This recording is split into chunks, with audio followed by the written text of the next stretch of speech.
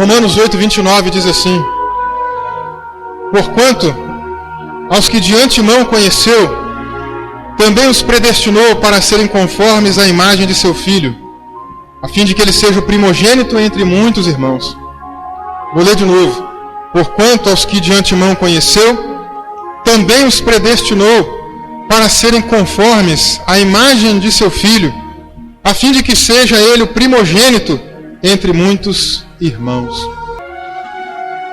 Amados, a carta de Paulo aos Romanos, nós podemos dizer que é um tratado teológico. Não se assuste com o termo teológico, porque a palavra teologia significa estudo de Deus. Quando você se dispõe a ler a Bíblia e estudar a Bíblia, de alguma maneira você está produzindo ou pensando teologia, porque você está estudando a respeito de Deus e a respeito das coisas de Deus. E Romanos é um dos livros da Bíblia que nós mais tratamos das doutrinas da fé cristã. Nós falamos aqui sobre novo nascimento, nós aprendemos aqui sobre justificação, nós aprendemos aqui sobre adoção, aprendemos sobre santificação e tantas outras doutrinas. Mas nessa noite, eu quero falar sobre uma delas, a predestinação. Algumas pessoas têm entendido que predestinação seria o ato de Deus de antecipadamente, antes de tudo, olhar para você e destinar os seus atos, suas atitudes, seus gestos, suas falas, suas ações. Mas predestinação bíblica não é isso, porque senão nós cairíamos num tipo de pensamento grego antigo chamado de fatalismo, onde tudo é determinado por um ser maior. Mas não é assim que nós entendemos nas Escrituras, porque senão não haveria possibilidade de conciliar a liberdade humana com essa questão da predestinação. Outras pessoas têm entendido que esta predestinação envolve a salvação dos indivíduos, e que lá na eternidade Deus teria escolhido algumas pessoas para serem salvas e outras não. Mas, amados, também não é disso que este texto está falando.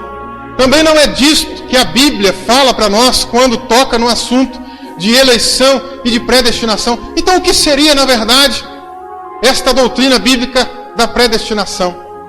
Predestinação, nós sabemos que é algo que alguém muito antecipadamente decide que ocorra. E quando nós olhamos para Romanos 8, 29, está muito claro o que é que Deus determinou que ocorresse. Qual era o plano que Deus determinou lá na eternidade? Está muito claro aqui em Romanos 8, 29. Ele diz que aqueles que de antemão conheceu, Ele predestinou para quê? Não para serem salvos, não para cometerem certas atitudes, mas para serem conformes à imagem do seu Filho. Então, se eu pergunto nesta noite para você, para que é que Deus lhe predestinou? Para ser conforme à imagem de Jesus Cristo. E como é que nós podemos entender esta doutrina? Como é que nós podemos entender este chamado de Deus para sermos conforme à imagem de Jesus? Nós precisamos voltar lá em Gênesis capítulo 1 e versículo 27. O capítulo 1 do livro de Gênesis, nós temos uma narração, nós temos alguém contando uma história de como Deus criou a terra e tudo o que há aqui. Este alguém que registrou estes fatos foi Moisés, um dos maiores servos de Deus. E no versículo 27 do capítulo 1 de Gênesis, ele diz para nós que Deus criou o homem à sua imagem. Homem e mulher os criou. Mas precisamos ressaltar essa questão. Criou a sua imagem. No versículo 26, um versículo antes, ele ainda diz que nos criou conforme a sua imagem, conforme a sua semelhança. Mas o que significa Deus criando o homem à sua imagem e conforme a sua semelhança? Será que significa que Deus também tem mãos? Será que também significa que Deus também tem pés? Será que significa que Deus tem cabelos como os nossos? Não. Não está falando de aparência física. Está falando de uma capacidade de pensar. Está falando da capacidade que o ser humano tem de raciocinar, de sistematizar ideias, de ter discernimento, de tomar decisões, de exercer a inteligência. Então, quando Deus cria Adão, Ele cria com essas habilidades e cria ainda com a habilidade de se relacionar em níveis diferentes. Esta é a maneira como Adão foi criado, a imagem de Deus.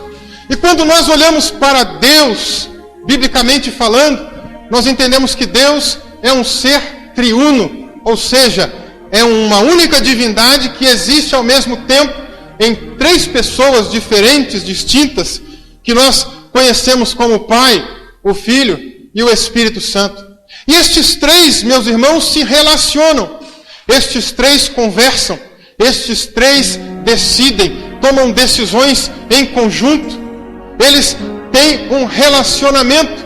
E Deus criou o homem com esta capacidade de se relacionar também. Quando você vê na criação, Ele fala: façamos o homem à nossa imagem, conforme a nossa semelhança. Há um diálogo entre o Deus triuno. Há um diálogo entre as três pessoas da divindade do cristianismo. Quando o homem decide, por avareza, por obstinação, construir uma alta torre que chegasse até os céus, Deus conversa entre si, nas três pessoas, Pai, Filho e Espírito Santo. E nesta conversa, Deus diz o seguinte: olha o que os homens estão fazendo. Eles não têm mais controle sobre si. Se nós não intervirmos, se a gente não chegar lá e fizer alguma coisa, não há ninguém mais que possa impedi-los. E aí então Deus toma a decisão, num relacionamento, num diálogo entre essas três pessoas, e confunde aquelas pessoas, gerando ali aquele evento de Babel, onde as pessoas saem confusas com idiomas diferentes. Então Deus se relaciona entre si. Pai, Filho e Espírito Santo são três pessoas que se relacionam. E Deus nos dota dessa capacidade, irmãos, uma capacidade relacional, uma capacidade de nós nos relacionarmos em níveis diferentes. Nós herdamos isso de Deus. E Deus nos criou, em primeiro lugar, com a capacidade de nos relacionarmos com Ele. Está lá no livro de Gênesis. Você pode perceber que na viração do dia, todos os dias, na tardinha, o Senhor de alguma maneira aparecia ali e conversava com Adão, conversava com Eva e tinha um relacionamento com eles, nutria uma intimidade com aquele casal, porque Deus se relacionava com a sua criatura. Deus estava se relacionando com o homem, com a humanidade até então criada. E o homem também se relacionava com Deus, tinha essa capacidade. O primeiro casal conversava. Não sabemos exatamente como era a conversa, mas imaginemos aqui que numa bela tarde o Senhor aparece e começa a conversar com Adão. Como é que foi o seu dia? E de repente Adão, naquele dia, meio ainda sem saber muito da sua rotina, organizando as suas coisas, responde para o Senhor: olha, Senhor, hoje eu passei o dia lavando a louça, porque a minha esposa pediu que eu a ajudasse. A minha esposa pediu que eu varresse aqui determinada área do jardim, então eu estive ajudando ela. Então havia este nível de relacionamento, mas não era apenas neste nível, porque o homem também foi criado para se relacionar não apenas no nível vertical, ou seja, para cima, mas no nível horizontal, ou seja, com o próximo, com os indivíduos que estão ao nosso redor. E isso é muito claro nas Escrituras, porque Deus, quando cria Adão, percebe que ele estava só. E percebendo que ele estava só, resolve então colocar um profundo sono em Adão. E ele então, dormindo naquele profundo sono, Deus arranca a sua costela e ali faz uma ajudadora, faz uma mulher. E Adão agora ganha um novo nível de relacionamento. Adão agora vai se relacionar com a sua esposa. Deus institui inclusive o casamento logo depois disso e declara que por isso largará o homem, seu pai, sua mãe, unir-se-á sua mulher e tornarão os dois uma só carne. Agora o homem tem um segundo nível de relacionamento. Ele se relaciona com o próximo, ele se relaciona com sua esposa. Mas Deus também diz para que eles crescessem, multiplicassem, dali viriam filhos. E Adão e Eva agora também teriam relacionamento com outras pessoas, com seus filhos, com a sua posteridade, e se relacionariam com outras tribos, outras pessoas que surgiriam no decorrer deste relacionamento. Mas Deus não criou o ser humano para ser objeto de relacionamento apenas em dois níveis. O ser humano também tem a capacidade de se relacionar consigo mesmo. E nós, irmãos, temos esta habilidade. Nós nos sentimos bem, temos autoestima. Quando estamos mal, nossa autoestima está para baixo. E isso significa que não estamos nos relacionando muito bem conosco. Mas Deus nos criou com esta habilidade. Nós nos relacionamos então com Deus, nós nos relacionamos então com o próximo, nós nos relacionamos conosco, mas nós também fomos criados ainda em um último nível de relacionamento. Deus nos criou com a capacidade de nos relacionarmos com a obra criada, com a natureza. Porque quando olhamos para as Escrituras, Deus diz para Adão: você vai dominar sobre as aves, você vai dominar sobre os animais, você vai dominar sobre os vegetais, você vai dominar sobre a natureza, você vai guardar o jardim, vai cultivar o jardim. E ali havia um relacionamento do homem também com a obra criada. Deus, portanto, irmãos, nos criou à sua imagem. A sua imagem nos criou. Homem e mulher nos criou. Gênesis capítulo 1, verso 27. E sabendo disso, Ele nos criou nesses 4 níveis de relacionamento: com Deus, com o próximo, consigo mesmo e com a natureza.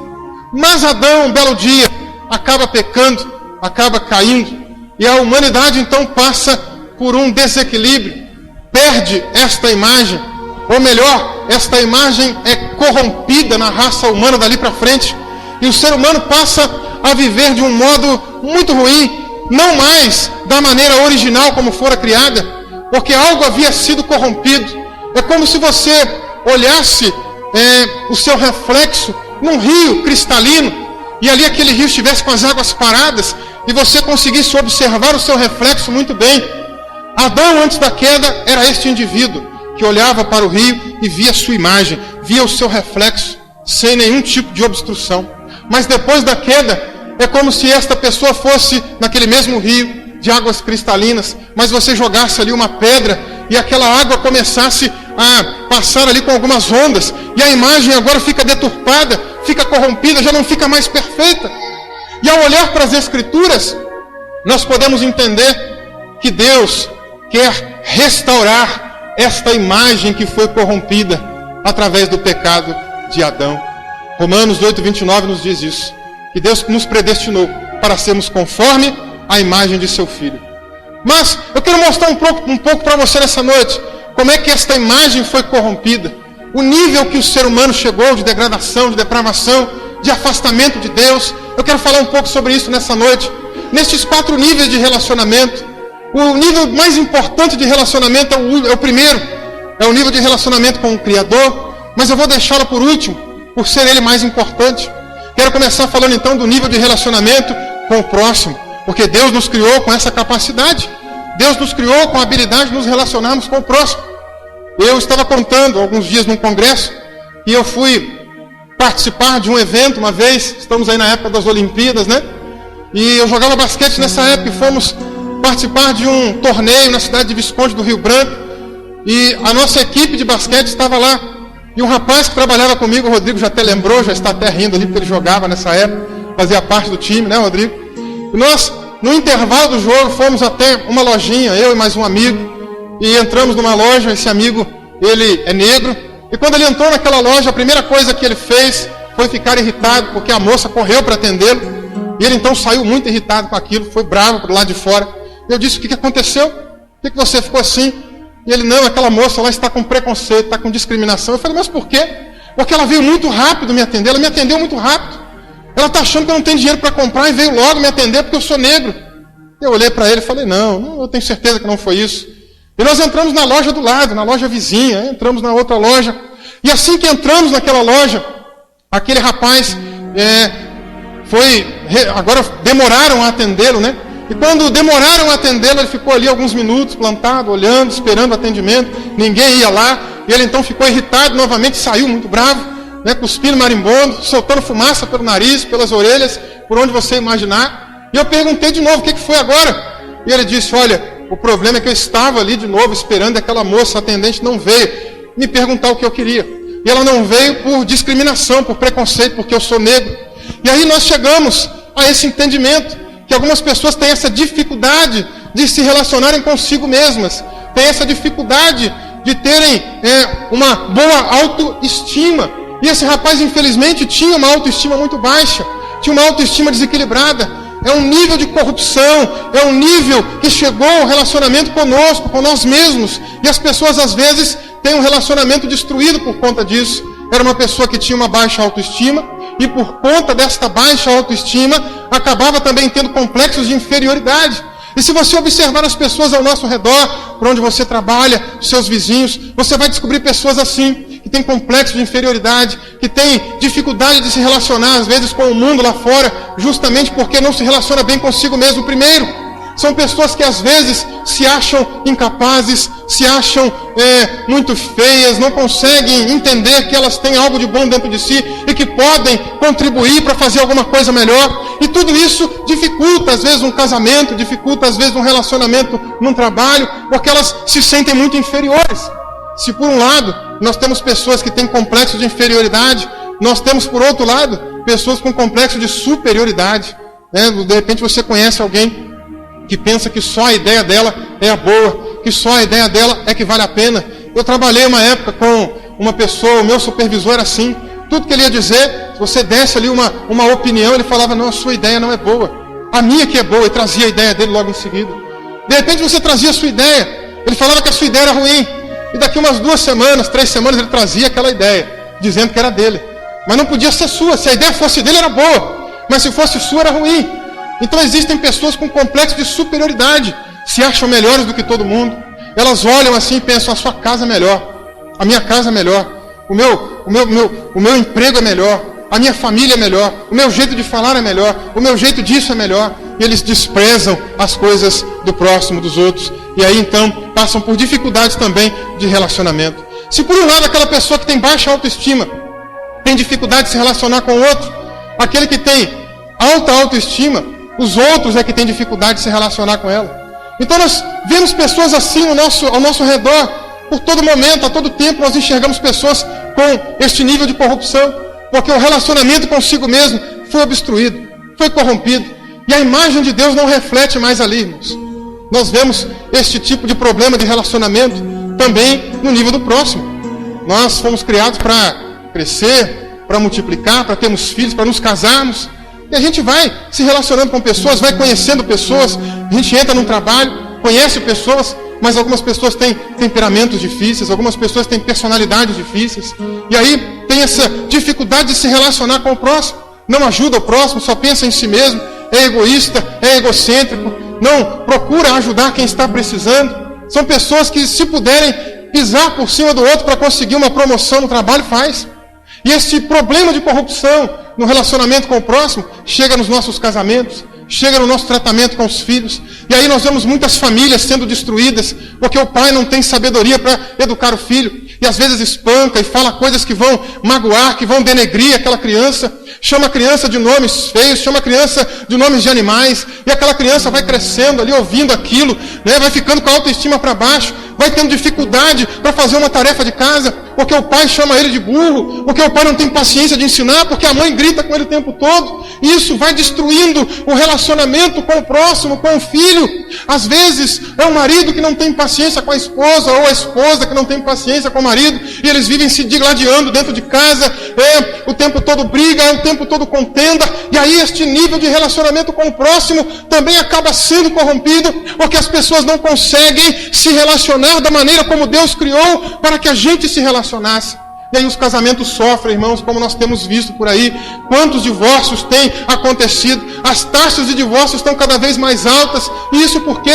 Porque o ser humano tem tido dificuldade de se relacionar com o próximo, porque o marido não tem amado a esposa como Cristo amou a igreja, como a própria palavra nos instrui, e também porque a mulher não tem sido submissa ao marido, como a igreja é submissa ao Senhor, como também a Bíblia nos ensina.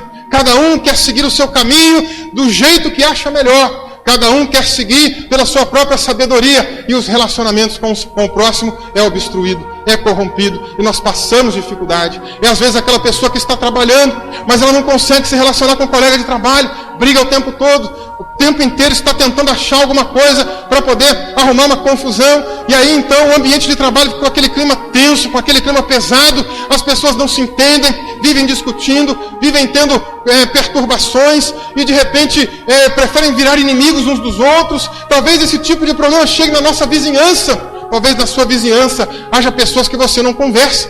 Talvez na sua vizinhança haja pessoas que você pensa, esse aí é meu inimigo, esse aí eu não perdoo, esse aí eu não estendo a mão. Mas, irmãos, tudo isso é reflexo desta corrupção, deste problema que aconteceu com a imagem de Deus em nós, que foi criada em nós, mas que nós deixamos ser corrompidas. Mas Cristo quer que essa imagem seja renovada. É desejo de Deus que nos predestinou para sermos conforme a imagem de seu Filho Jesus. Ele quer que a gente seja parecido com Ele.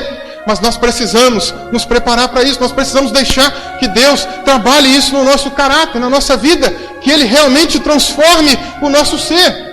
Por isso é que eu costumo, às vezes, olhar para alguns irmãos, para algumas pessoas, né, da comunidade de fé, da igreja visível. E nós percebemos que algumas pessoas já estão há muitos anos na igreja, já estão há muitos anos dizendo que servem a Cristo. Mas quando você olha para o caráter, não tem transformação. Quando você olha para o estilo de vida, não houve mudança, não há santidade. Então a imagem de Deus ainda não foi restaurada naquela pessoa. E aí nós devemos entender que aquela pessoa ainda não se converteu, ainda não entregou a vida para Jesus. Ela se convenceu de que Jesus é bom. Ela se convenceu de que a igreja é um lugar de bom ambiente. Ela se convenceu de que a mensagem é legal. Mas ela ainda não se converteu dos seus pecados, ainda não se converteu realmente desta vida destruída, desta vida calamitosa, e precisa de uma transformação de Deus na vida dela. Mas Deus nos criou ainda, irmãos, para um terceiro nível de relacionamento. Deus nos criou para nos relacionarmos com a natureza. E até isso foi corrompido, até isso foi, de alguma maneira, distorcido em nós. Quando você olha para Adão, Deus dizendo para ele: você vai dominar sobre o peixe, você vai dominar sobre a água, você vai dominar sobre a terra. A palavra dominar, ali naquele contexto em hebraico, não é uma palavra de domínio como nós usamos aqui hoje, né, no mundo ocidental. Dominar para a gente é o quê? Eu vou te dominar, eu vou ser superior a você. Mas não é esse o sentido que está acontecendo ali. No livro de Levítico existia uma lei de que quando algum hebreu, estivesse endividado, não tivesse condições de pagar a sua dívida, ele poderia então vender o seu filho, ou vender a si mesmo como escravo, por durante um tempo, para poder quitar aquela dívida. E o que acontecia? De acordo com aquela lei, o senhor que recebesse aquele homem como escravo, ele iria dominar sobre ele. Mas que tipo de domínio era esse? Era um domínio onde ele iria oprimir aquele rapaz? Onde ele iria escravizar aquela pessoa a tal nível de humilhação? Não. O nível de domínio que estava ali, de acordo com a palavra no original, é um nível de domínio de irmandade, onde um iria cuidar do outro da maneira mais correta, da maneira mais séria, da maneira mais fraternal. E aí então Deus inclusive estabelece que quando aquela pessoa fosse vendida como escrava, que o senhor daquela pessoa deveria tratá-lo como um irmão. Então aqui nós entendemos o nível de domínio que o homem deveria exercer sobre a natureza, sobre o reino vegetal, sobre o reino mineral, sobre todos os tipos de reino que o Senhor criou aqui nesse mundo.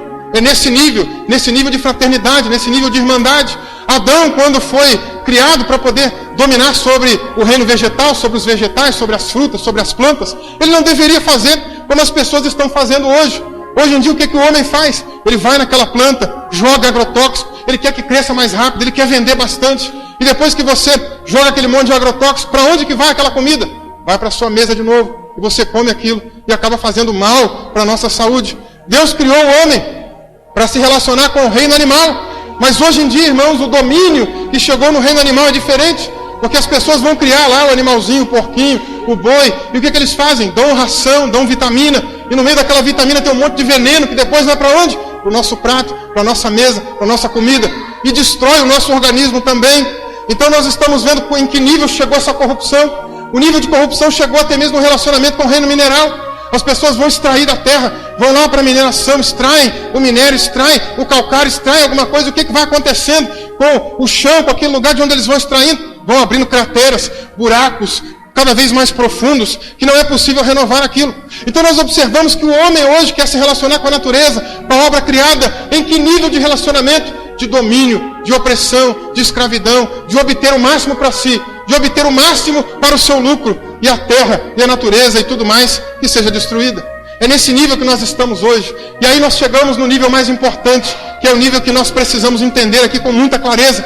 Porque, irmãos, se o homem não sabe se relacionar consigo mesmo, se o homem não sabe se relacionar com o próximo, se o homem não sabe se relacionar com a natureza, quanto mais se relacionar com Deus, quanto mais se relacionar com o Criador. Nós sabemos perfeitamente que depois que Adão pecou, houve um abismo, houve um buraco, houve algo que separou, que alienou Adão do Criador. Houve algo que fez com que Adão ficasse longe de Deus. Nós às vezes pensamos que nada pode nos separar de Deus. Pode sim, o pecado pode nos separar de Deus. Se você lê o capítulo 8 de Romanos aqui no finalzinho, sem ter isto em mente, né, aqui diz: quem intentará acusação contra os eleitos de Deus? Versículo 33. Quem os condenará? É Cristo Jesus quem morreu, antes quem ressuscitou, o qual está à direita de Deus e também intercede por nós. Quem nos separará do amor de Deus que está em Cristo? E aí Paulo faz uma pergunta: será a tribulação? A angústia? A perseguição? A fome? Nudez? Perigo? Espada? Como está escrito: por amor de ti somos entregues à morte todo dia, fomos considerados como ovelhas para o matadouro. Em todas essas coisas, porém, somos mais que vencedores por meio daquele que nos amou primeiro, porque estou bem certo de que nem a morte, nem a vida, nem os anjos, nem os principados, nem as coisas do presente, nem do porvir, nem os poderes, nem altura, nem profundidade, nem qualquer outra criatura poderá nos separar do amor de Deus que está em Cristo Jesus, nosso Senhor. Mas algumas pessoas olham isso aqui com um olhar triunfalista e se esquecem que há algo que pode nos separar do amor de Deus, sim. Existe algo terrível que separou Adão de Deus. Existe uma doença pior do que o câncer, pior do que a AIDS, pior do que qualquer enfermidade desse mundo. E esse algo se chama pecado. Em Isaías capítulo 59, versículo 1, o profeta chega a perguntar: será que os braços do Senhor estão encolhidos para que não possam abençoar?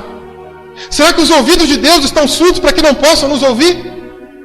E ele mesmo responde no verso 2: contudo, os vossos pecados fazem separação entre mim e vós, diz o Senhor. Então, irmãos, há algo que nos separa assim do amor de Deus. Existe algo, e é o pecado.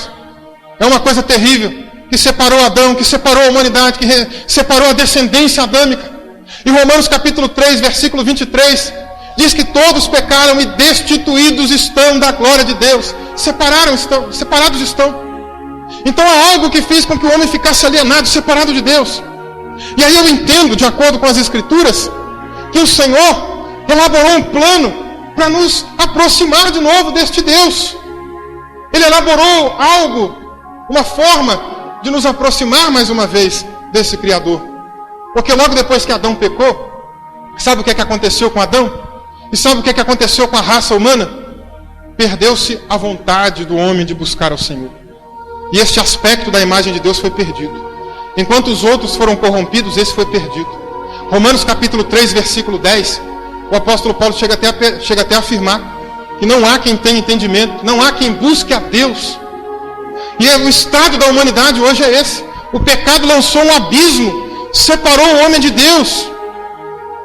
E Deus, então, se não fosse pela graça dele, irmãos, se não fosse pelo favor de Deus, nós estaríamos completamente perdidos e alienados de Deus até hoje. Mas sabe o que Deus fez? Estabeleceu um plano. E esse plano nós podemos chamar aqui nessa noite de plano de reconciliação. Em 2 Coríntios capítulo 5, versículo 18, diz assim: ora, tudo provém de Deus, que nos reconciliou consigo mesmo, por meio de Cristo, e nos deu o ministério da reconciliação, a saber, que Deus estava em Cristo, reconciliando consigo o mundo, não imputando aos homens as suas transgressões, e nos confiou a palavra de reconciliação. De sorte que somos embaixadores em nome de Cristo, como se Deus exortasse por nosso intermédio. Em nome de Cristo, pois, rogamos que vos reconcilieis com Deus. Nós éramos inimigos de Deus, nós nos tornamos inimigos de Deus. Há um texto, inclusive, que o apóstolo Paulo chega a dizer que nós éramos filhos da ira por natureza. Nós éramos inimigos do Criador. E por causa desta inimizade, nós estávamos separados, alienados do Senhor, irmãos. O nosso relacionamento com Deus estava bloqueado, quebrado. Não era possível falar com Deus. Por isso que muitas vezes alguém foi pregar para você o Evangelho e você não entendia, porque você estava cego, morto nos seus delitos e pecados. Uma vez eu estava na casa de um jovem pregando o Evangelho para ele. Eu pedi para ele: pega a sua Bíblia, porque ele estava dizendo: não, a Bíblia católica é diferente da Bíblia evangélica. Eu falei: não é. A única diferença é que a Bíblia católica tem alguns livros a mais. Mas pegue ela aí, por favor, eu vou te mostrar. Ele trouxe a Bíblia dele, abriu comigo, e eu disse: olha, você está aí reclamando da questão da idolatria, mas não sou eu que prego isso, não é o evangélico quem prega isso. Na verdade, são as Escrituras que nos ensinam isso. E eu pedi para ele abrir algumas passagens, ele abriu. E eu mostrei dezenas de passagens para ele, que mostravam como é errado nós sermos idólatras. Aquele rapaz ficou chocado, irmãos, ele ficou em estado de choque. Ele olhava para mim com os olhos desse tamanho, esbugalhados, atônito. E ele dizia, eu preciso realmente mudar de vida. Eu virei as costas, fui embora. E você acha que ele se lembrou daquilo que eu disse para ele? Não, ele voltou àquelas práticas. Se esqueceu de tudo que eu disse. Uma outra vez eu estava voltando do trabalho, eu trabalhava lá no Seclans, dava aula para algumas crianças ali no projeto. Eu colocava sempre na minha mochila uma Bíblia, eu tinha uma Bíblia que era 2 Bíblias dessa daqui, a grossura dela, de estudo, né? Dessa grossura, novo convertido ainda. E voltando do trabalho, um macumbeiro parou na minha frente, estava vindo da roda de capoeira. Eu aproveitei aquela oportunidade, viu, irmão? Aproveite as oportunidades que o Senhor te dá. Na verdade, nós precisamos às vezes ser inteligentes e criar as oportunidades também. E naquele dia, aquele rapaz macumbeiro na minha frente ali, voltando da roda de capoeira, eu falei, vou puxar a conversa com ele. Eu falei, fulano, por acaso, tira uma dúvida, eu queria saber, porque eu escuto as pessoas dizerem que capoeira tem a ver com uma religião afro-brasileira, tem a ver com macumba. É verdade isso? Inclusive um parênteses aqui, eu estou dizendo macumba aqui como uma palavra popular, tá, irmãos? Porque a palavra macumba significa outra coisa, não é o nome de nenhuma religião. Macumba é o nome de um instrumento de percussão, né, que eles batiam lá, ok? Tem nada a ver com religião.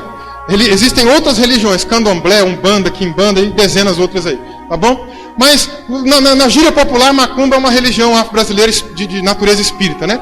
Então naquele momento eu olhei para ele e falei, é verdade isso?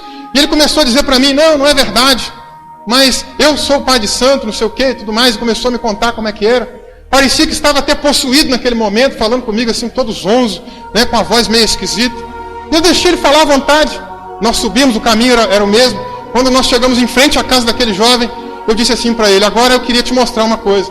Ele pode mostrar. E eu peguei a minha mochila, abri o zíper, tirei a minha Bíblia lá de dentro. Eu comecei a pregar para aquele rapaz. Comecei a dizer para ele sobre a palavra de Deus, sobre o plano de Deus para a vida dele. Comecei a pregar sobre muitas coisas que ele vinha fazendo errado. Mais uma vez, irmãos, uma outra experiência semelhante. Aquele jovem com os olhos bem esbugalhados, bem abertos, bem atônito também. Ele ficou preocupado. Rapidinho ele mudou a feição, ficou normal, com uma cara de preocupado. Você via que já não estava mais sob aquele efeito esquisito, né, bambo, do jeito que estava. E começou a me ouvir atentamente. E eu me lembro da última frase que ele me disse. Eu preciso ler a Bíblia. Eu fui embora para casa. Uma semana depois, está pensando que aquele jovem foi procurar uma igreja ou começou a ler a Bíblia? Não. Aquele jovem continuou do jeito que estava, continuou naquela vida. E aí nós entendemos como é que o ser humano se afastou de Deus. E em 2 Coríntios capítulo 4, versos 3 e 4, diz que se o nosso evangelho está encoberto para os que estão perecendo. Por que não está encoberto mais para a gente? Porque nós não estamos perecendo. O Senhor abriu os nossos olhos, nos revelou, nos fez entender. E aí, pela misericórdia dEle, nós estamos na presença dEle. E aí não há mais nada encoberto, não é mais mistério para nós esta palavra. E ele diz então, se está encoberto para os que perecem. Os quais o Deus deste século, Deus deste século, letra minúscula, cegou o entendimento dos incrédulos, para que não lhes resplandeça a luz do Evangelho, que é a imagem de Deus. Amados, quando nós olhamos para essas pessoas aí fora, alienadas de Deus, nós percebemos que Deus tem um plano de reconciliação com elas. E elas ainda estão no estado de inimizade, como nós estávamos outrora. Quando alguém pregava para você e as escamas não caíam. Quando alguém pregava para você e você preferia ficar na cegueira. Quando alguém dizia do amor de Deus para você, ou pregava o Evangelho para você, e os seus olhos ficavam tampados, porque você não queria ver. Mas Deus foi tão gracioso, que nos reconciliou através de Cristo. Isso é uma notícia maravilhosa. No ministério pastoral nós temos algumas experiências interessantes, né? Você vê um casal brigando. Às vezes o casal me liga, pastor, preciso que o senhor venha aqui em casa. Eu vou lá com a minha esposa, a gente conversa, senta. E o meu papel naquele momento ali é o quê? Trazer reconciliação. Então nós damos uma palavra, tentando trazer sabedoria, tentando trazer a palavra de Deus para quê? Para que aquele casal se reconcilie, para que eles se entendam, para que fiquem juntos, para que não haja nenhuma contenda ou algo pior. O nosso papel naquele momento é esse, irmãos. Nós estávamos separados de Deus, mas Deus, do seu plano de reconciliação, enviou o seu Filho unigênito aqui neste mundo. Enviou o nosso mediador, de acordo com 1 Timóteo capítulo 2, verso 4.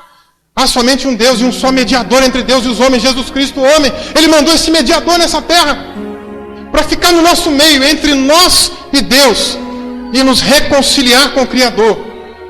E agora que você foi reconciliado com Deus, agora você consegue buscar o Senhor. Agora você consegue abrir os seus olhos e começar a ver a maravilha de Deus, a glória de Deus pela cidade, numa criação. Você consegue agora chegar no seu quarto, dobrar o seu joelho e falar com Ele, sentir a presença dEle. Você consegue vir numa reunião como essa, num culto como esse, e sentir o Espírito Santo tocando no teu coração. Porque Deus te reconciliou através do sacrifício de Jesus Cristo, irmão. Que maravilha! Mas a palavra de Deus, aqui no texto que a gente leu em 2 Coríntios capítulo 5, diz que Deus nos deu o ministério da reconciliação. Você foi reconciliado. Mas Deus te reconciliou para reconciliar. Deus te predestinou para ser conforme a imagem de Deus. Você quer ser parecido com Deus aí? Quer ser parecido com Jesus? Quando as pessoas olham para você, o que é que elas veem? Quando elas olham para a tua vida, elas estão vendo um filho de Deus? Elas estão vendo um filho do mundo? Ou elas estão vendo um filho do diabo? Existe, irmãos. Lá no livro de Atos, um certo homem feiticeiro chegou para os apóstolos e queria a todo custo ganhar o dom, queria comprar o dom. E quando não foi possível aquilo, o apóstolo olhou para ele e falou: filho do diabo. Está cheio de filho do diabo por aí. Cheio de pessoas que às vezes estão na igreja e ao invés de buscar um relacionamento com um cristão sério, maduro, com alguém que realmente tem temor do Senhor, vai buscar relacionamento no mundo com o filho do diabo, porque ainda não converteu. Aí, quem se converte, de acordo com João capítulo 1, verso 12, é filho de quem? Mas todos aqueles que o receberam, deu-lhes o poder de serem feitos filhos de Deus. Quem ainda não se converteu não é filho de Deus. Aí o camarada vai buscar, ou a mulher, né, ou a moça vai buscar relacionamento lá fora. Está buscando relacionamento com o filho de quem? Com o filho do diabo, porque ainda não é de Deus, irmão. Depois sabe o que vai acontecer? O sogro vai entrar lá no meio do relacionamento. Quem é o sogro aí nesse caso aí? Então, cuidado. Quando a pessoa olha para você, ela vê o que? Imagem de Deus? Ela vê a imagem do mundo, ela vê um crente mundano. Está cheio disso por aí. Cheio de crente falando, não tem nada a ver isso, não tem nada a ver aquilo, não tem nada a ver pular carnaval, não tem nada a ver um pecadinho, não tem nada a ver beber um pouquinho, não tem nada a ver não sei o quê. Está cheio de crente desse jeito. E aí quando alguém olha para a tua vida, vê o quê? Um crente mundano? Um filho do mundo? Ou ele vê um filho das trevas, que é pior ainda. Ele já olha e fala, esse aí é filho de Satanás mesmo, esse aí está entregue ao pecado, à dissolução. Ou ele olha para a tua vida e vê um filho de Deus. Vê alguém realmente transformado, com caráter mudado. Ou será que essa pessoa olha para você e vê, esse aí tem imagem divina na vida dele? Em 2 Coríntios ainda aqui, capítulo 3, versículo 1, diz assim: começamos porventura outra vez a recomendar-nos a nós mesmos? Ou temos necessidade, como alguns, de cartas de recomendação para vós outros ou de vós? Vós sois a nossa carta escrita no nosso coração, conhecida e lida por todos os homens. Sabia que as pessoas leem a nossa vida? Sabia que as pessoas olham para você e leem você? Observam você? Ficam analisando os seus atos, suas atitudes, suas palavras? E ficam tentando descobrir que imagem tem na tua vida? Acontece. As pessoas nos observam. Uma vez eu estava trabalhando. E aí, um colega de trabalho soltou um palavrão. E na mesma hora, um outro rapaz que não era crente olhou e perguntou assim para mim: crente pode falar isso? Porque as pessoas nos observam. Vigie, você está sendo observado. As pessoas observam suas atitudes. Ser crente aqui dentro, ser imagem de Deus aqui dentro desse templo, mais fácil. De vez em quando a gente tem uns atritos até aqui dentro. Mas lá fora, irmãos, é que nós precisamos ser imagem de Deus. Porque afinal de contas, Deus já nos restaurou essa imagem que foi perdida. Que agora foi restaurada em nós. Quando alguém olha para você e vê essa imagem restaurada? Será que é preciso, como disse aqui o apóstolo Paulo, na igreja de Corinto, alguns irmãos estavam pedindo carta de recomendação. Sabe o que é carta de recomendação? Quando alguém é demitido de um emprego e ela vai procurar outro emprego, ela precisa, às vezes, ela precisa de uma carta de recomendação. Dizendo, olha, eu recomendo fulano, porque ele é muito bom nisso, é muito bom naquilo. De vez em quando a gente recebe umas pessoas aqui na igreja, né? O Rodrigo lembra aí de um pastor lá de Pedro Leopoldo que veio aqui, trouxe a cartinha de recomendação dele. Lá da Assembleia de Deus, trouxe a cartinha, estava lá escrito: recomendo o pastor fulano de tal, não sei o quê. Tá bom, se recomenda ele, vamos deixar ele pregar. Ele veio aqui, pregou e falou um monte de coisa que não devia. Será que a gente precisa de carta de recomendação? Não, Paulo está dizendo, olha, vocês são a carta. Escrita não é com tinta não, olha lá. É escrita no coração, com o sangue do Cordeiro. Conhecida e lida por todos. Então as pessoas olham para nós, elas analisam se há uma imagem de Deus em nós, se nós estamos refletindo a Jesus Cristo. E se a imagem de Deus foi refletida em nós, irmãos, realmente restaurada em nós, nós começamos a nos relacionar melhor com Deus. Eu quero que você pense nessa noite, como é que tem sido o seu relacionamento com o Senhor? Você tem se relacionado com Ele? Tem orado? Tem lido a sua palavra que revela a sua vontade? Eu me lembro uma vez uma moça que chegou a frequentar aqui, e ela compartilhou com uma outra irmã aqui da igreja, disse: olha, estou na igreja há quase um ano, e Deus não fala com a gente lá, né? Mas o que ela queria dizer é que aqui não tem profecias assim, né? Revelações, né? Eu dizia: como que Deus não fala? A pregação é o quê? A Bíblia é o quê, irmãos? Deus está falando com a gente o tempo todo. Mas será que você tem se relacionado com Ele? Para entender o que Ele está falando contigo, você se relaciona lendo a palavra dEle? Relaciona, você lê o que Ele tem para a tua vida, os propósitos que Ele tem para a tua vida aqui dentro? Leia. Você tem dobrado o teu joelho para falar com o Senhor e ouvir a voz dEle também, dentro dos propósitos, dos planos que Ele tem para a tua vida? Relacione-se com o Criador. Como Tiago disse: chegai-vos a Deus, Ele se chegará a vós outros. A pessoa que realmente teve a imagem de Deus restaurada em si, ela é restaurada para restaurar. Foi dado a ela o ministério da reconciliação. Nós somos chamados então para reconciliar esse mundo perdido com Deus. Somos chamados para pregar o amor de Cristo, para falar de Jesus Cristo para essas pessoas, para que elas também tenham essa oportunidade de reconciliação.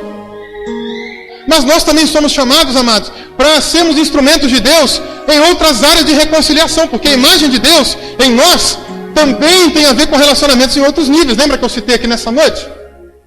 Então o ministério da reconciliação tem a ver conosco, reconciliando também, sendo usados por Deus para reconciliar o próximo com o próximo. Talvez lá no seu trabalho tenha alguém pensando, lá onde você trabalha, lá onde você estuda, tem alguém pensando: eu vou me separar. Eu já não aguento mais o meu relacionamento com o meu marido, com a minha esposa. Qual é o conselho que você vai dar? Separa mesmo, não tem mais jeito. Ou você vai falar de Jesus para aquela pessoa e mostrar para ela que existe uma esperança. A gente olha aí para essa humanidade toda perdida, toda lascada, irmãos. Semana passada eu não estava aqui ainda, né? Estava em casa de cama. E passou no jornal do SBT, aquele com o Roberto Cabrini, né? Passou na semana, domingo passado, domingo retrasado também. Passou uma reportagem sobre pessoas que moram na rua, moradores de rua. E aquilo mexeu muito com o meu coração, porque a igreja é chamada para isso, irmãos. Igreja também é chamada para isso. Nós somos salvos pela graça mediante a fé, mas está em Efésios 2:8, mas em Efésios 2:10 diz que nós somos também para as boas obras. Então Deus também nos chama para poder transformar a sociedade. E vendo aquele monte de gente na rua, pessoas que não tinham, às vezes, nem temor de Deus, até ateus, ajudando. Nessas horas eu me pergunto: cadê a igreja? A igreja está lá, escondidinha, lá no culto, orando, pedindo para Jesus voltar. Pedindo para Jesus livrar dos problemas. Não é muitas vezes o que a gente faz aqui, irmãos? Não é muitas vezes o que a gente vem fazer na igreja: Senhor, meu problema, minha conta vai vencer, me ajuda, faz isso, me dá aquilo, faz um milagre, minha saúde. E nós nos esquecemos, irmãos, que Deus nos chamou para fazermos diferença nesse mundo. E vendo aquilo lá, eu me lembrei disso. Eu falei: puxa vida, é tempo de nós mudarmos a nossa mentalidade. E de nós entendermos que a missão da igreja é mais ampla, é maior. Passou uma menininha, mais nova que a minha filha, morando na rua, debaixo da ponte, sujeita a comer alguma coisa que o rato urinasse e morresse, sujeita a morrer queimada, sujeita a morrer de frio. E nessas horas eu te pergunto: onde está a igreja? Onde está a preocupação com o próximo? Se nós somos restaurados à imagem de Deus, tem que haver mudança neste nível de relacionamento em nós, irmãos. Você olha para uma criança aí se perdendo, indo para o fundo do poço, esse monte de jovem usando droga, tem que haver algo no nosso coração queimando de amor por essas pessoas. Tem que haver algo no nosso coração se preocupando para que haja mudança. Porque senão não houve imagem de Deus em nós. E aí nós continuamos iguais às pessoas deste mundo. Egoístas, soberbas, arrogantes, egocêntricos. Mas se Jesus nos mudou, Ele nos muda nessa preocupação. Como é que você se sente quando vê alguém com baixa autoestima? Quando eu trabalhei no projeto, tinha um menininho de mais ou menos uns 6 anos, 7 anos de idade. E um belo dia perguntaram assim para ele: quem é o seu pai? Como é que é o nome dele? E o pai desse menino tinha abandonado essa criança logo que ele nasceu. Tinha abandonado ele. Daquele menino envergonhado, né? Ele ficou com vergonha de dizer: eu não tenho pai, não sei o nome do meu pai.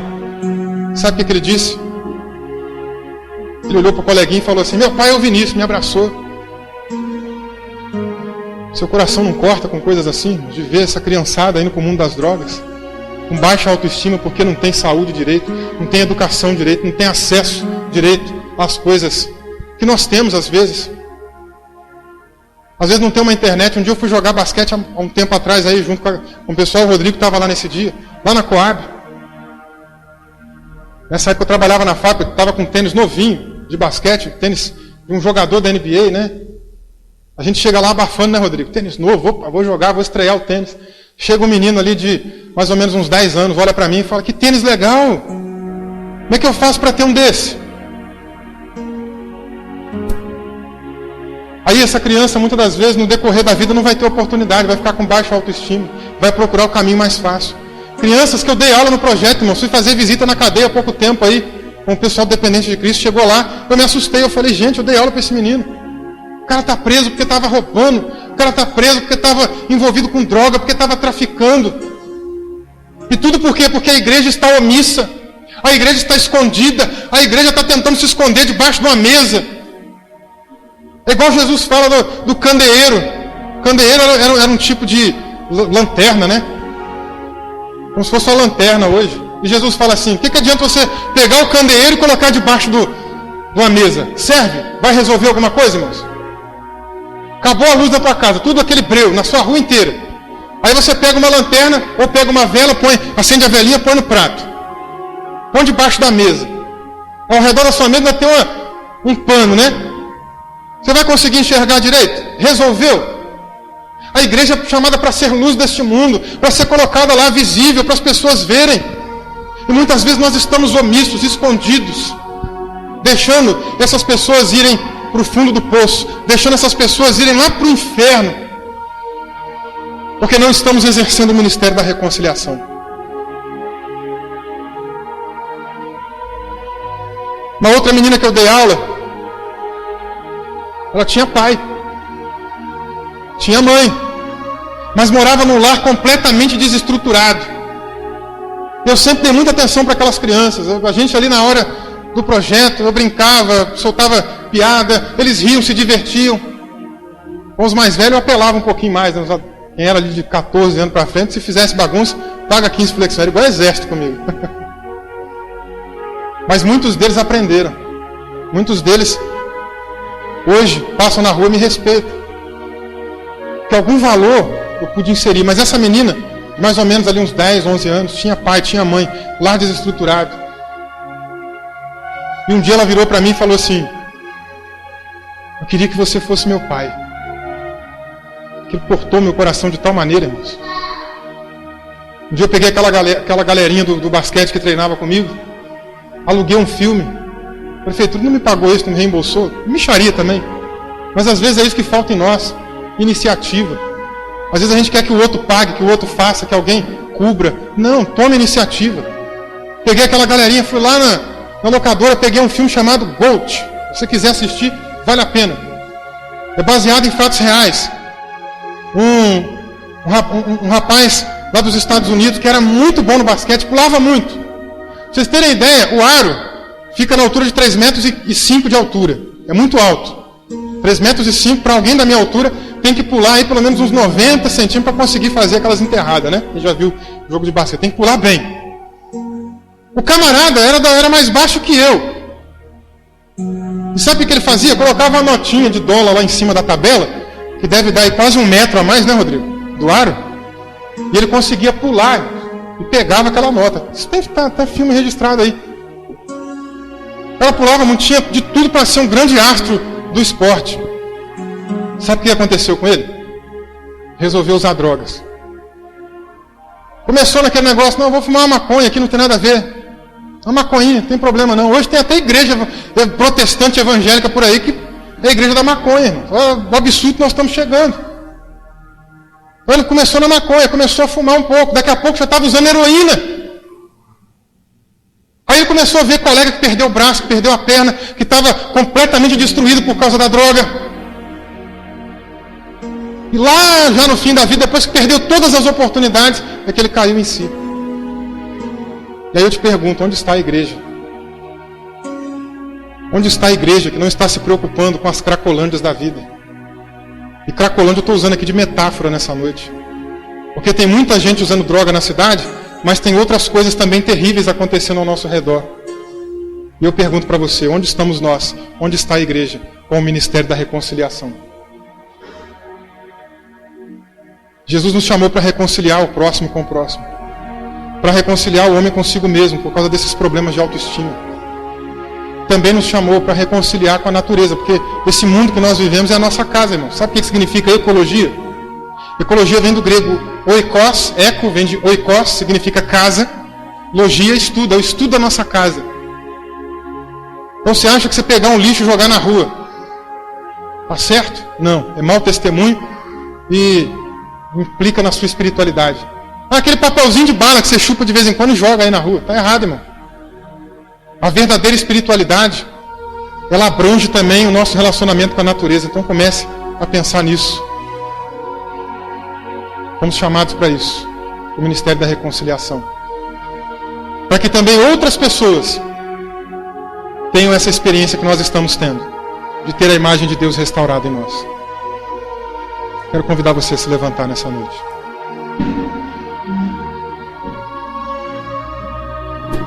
Vou colocar aqui um louvor rapidinho. Cadê o Alisson? Me ajuda aqui, Alisson, que eu não separei nada. Você que sabe mais fácil onde está. Maria, também ajuda ali, Maria. Eu sei que estava ali na mesa, não era? Me ajuda ali. Deus nos chama para fazermos diferença. Feche seus olhos aí comigo.